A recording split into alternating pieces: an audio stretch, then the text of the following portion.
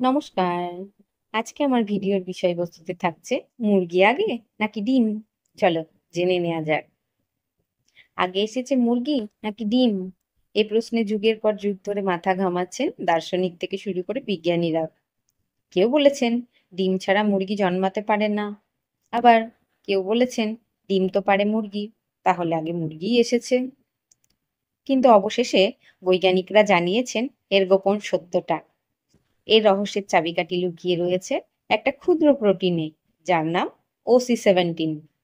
এই প্রোটিন ছাড়া শক্ত খোলসওয়ালা ডিম তৈরি করা অসম্ভব। আর এই প্রোটিন শুধুমাত্র মুরগিই তৈরি করতে পারে। অর্থাৎ প্রথমে ছিল মুরগি, আর সেই মুরগির মাধ্যমেই এসেছে শক্ত খোলসওয়ালা ডিম। তাহলে আগে কে, মুরগি নাকি ডিম? আপনি কি ভাবতেন? কমেন্টে অবশ্যই লিখে জানান। এমন অদ্ভুত মজার বিষয় জানতে আমার চ্যানেলটি সাবস্ক্রাইব করবেন, আর তথ্যটি ভালো লাগলে একটা লাইক করবেন। ধন্যবাদ।